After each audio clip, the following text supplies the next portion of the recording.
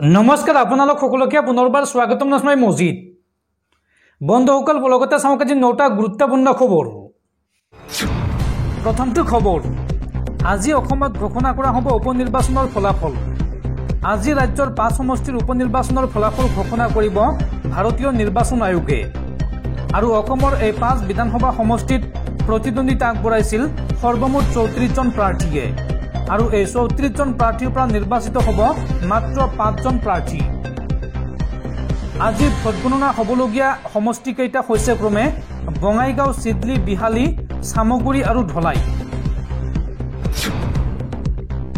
পৰৱৰ্তী খবৰ হিন্দু মুছলমানৰ ৰাজনীতি কৰি মুখ্যমন্ত্ৰীয়ে কৰিমগঞ্জৰ নাম সলনি কৰাৰ অভিযোগ বিধায়ক অখিল গগৈৰ আৰু অখিল গগৈয়ে মুখ্যমন্ত্ৰীৰ নতুন নাম দিলে কৰিমগঞ্জৰ নাম সলনিৰ পিছতে মুখ্যমন্ত্ৰীৰ নতুন নাম শ্ৰী ঋণন্ত বিশ্ব শৰ্মাৰ দিলে বিধায়ক অখিল গগৈয়ে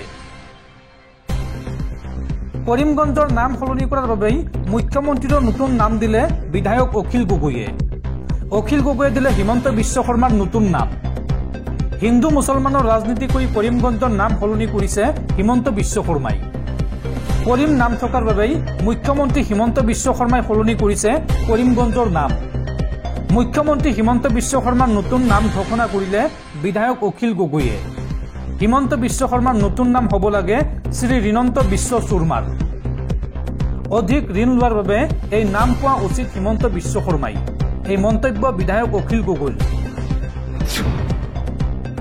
পৰৱৰ্তী খবৰ সাৱধান ৰাজ্যবাসী ৰাজ্যত পৰিব অত্যাধিক ঠাণ্ডা আগন্তুক 5 দিনলৈ ৰাজ্যত বতৰ ডাৱৰীয়া হৈ থকাৰ লগতে ৰাজ্যজুৰি হ'ব মুখলধাৰ বৰষুণ এই আগজাননী বতৰ বিজ্ঞান কেন্দ্ৰৰ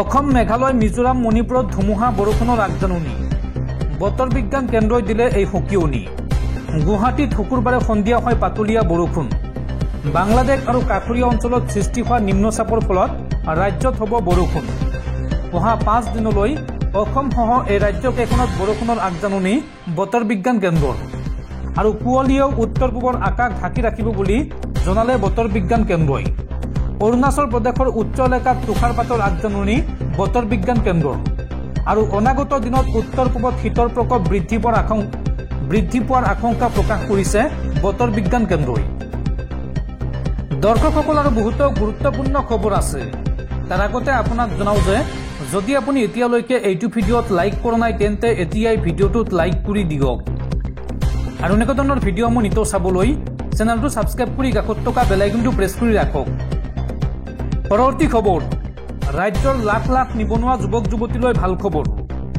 আহি গ'ল প্ৰধানমন্ত্ৰী ইণ্টাৰ্ণশ্বিপ আঁচনি 2 ডিচেম্বৰৰ পৰা আৰম্ভ হ'ব প্ৰধানমন্ত্ৰী ইণ্টাৰ্ণশ্বিপ আঁচনি আৰু এই আঁচনিৰ অধীনত নিবনুৱা যুৱক যুৱতীসকলে প্ৰতিমাহে লাভ কৰিব 5,000কৈ টকা দেশৰ তৈলখণ্ড ফাইনেন্স বেংকিং আৰু প্ৰযুক্তি খণ্ডৰ অন্তৰ্গত বিভিন্ন কোম্পানীত লাভ কৰিব ইণ্টাৰ্ণশ্বিপৰ সুবিধা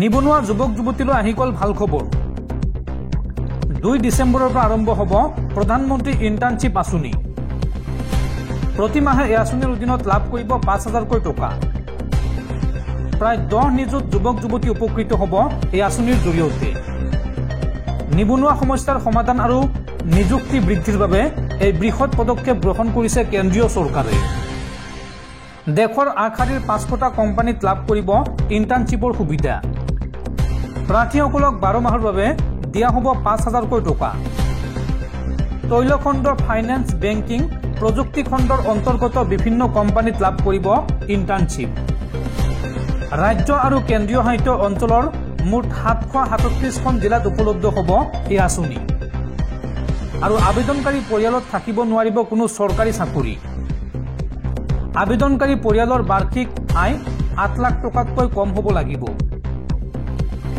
আৰু আপুনি যদি ইচ্ছুক প্ৰাৰ্থীয়ে www.pminternship.mca.gov.in এই ৱেবছাইটৰ জৰিয়তে আবেদন কৰিব পাৰিব আৰু এই সন্দৰ্ভত সবিশেষ জানিবলৈ আপুনি কল কৰিব পাৰে 8099897266 নম্বৰত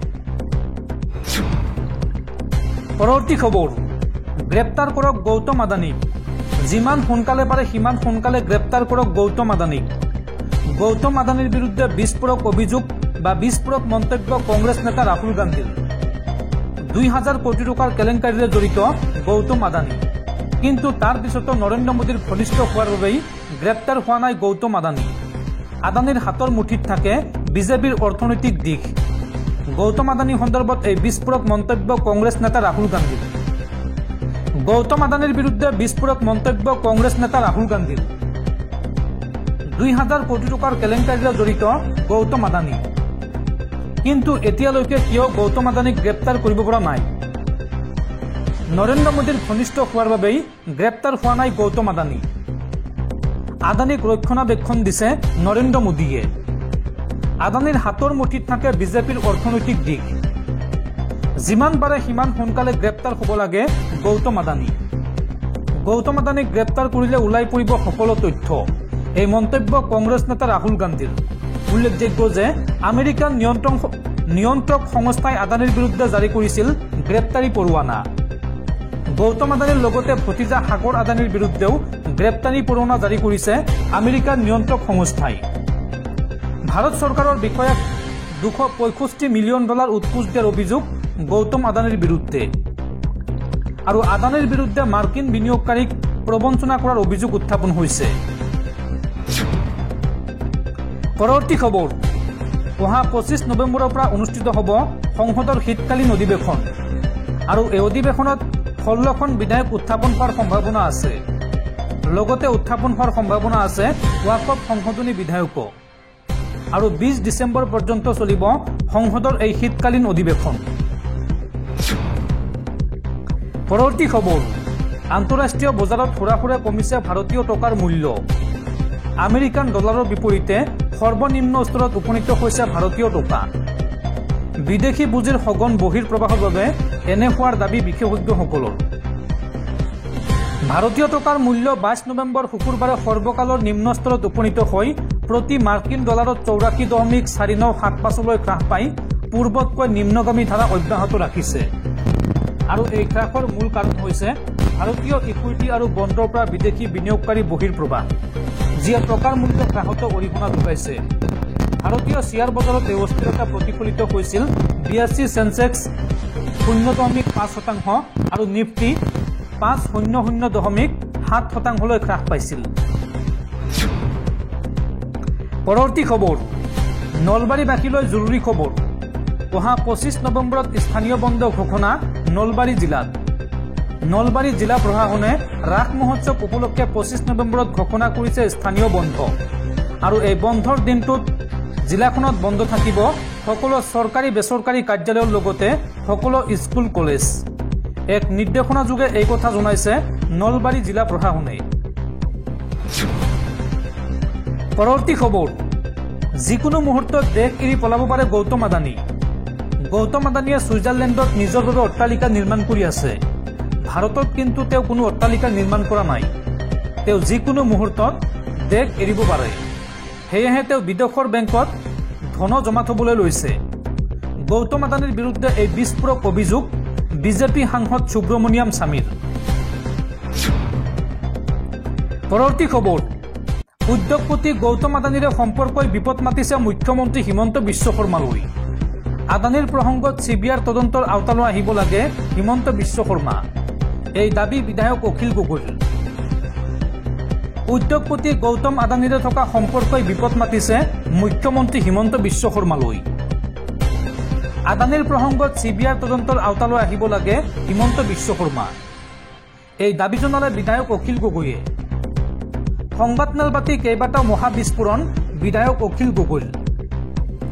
2021 পৰা 2023লৈ 1 মেগাৱাট বিদ্যুৎ ক্ৰয়ৰ বাবে 25 লাখকৈ ঘোষ দিছিল এজুৰ কোম্পানীয়ে। 90 মেগাৱাটত প্ৰায় 22.50 লাখ টকাৰ ঘোষ পাইছে হিমন্ত চৰকাৰে। 25 বছৰলৈ 90 মেগাৱাট বিদ্যুৎ ক্ৰয়ৰ চুক্তি কৰিছিল হিমন্ত চৰকাৰে। একে সময়ৰ ভিতৰত গৌতম আদানীক সাক্ষাৎ কৰিছিল হিমন্ত বিশ্ব শৰ্মাই। স্মাৰ্ট মিটাৰ প্ৰস্তুত নকৰা স্বত্তেও স্মাৰ্ট মিটাৰ লগোৱাৰ বৃহৎ টেণ্ডাৰ আদানীক দিছিল অসম চৰকাৰে। এই বিস্ফোৰক অভিযোগ উত্থাপন কৰে বিধায়ক অখিল গগৈয়ে। পৰৱৰ্তী খবৰ, ভাৰত সন্দৰ্ভত সুৰ সলনি কৰিছে কানাডাই।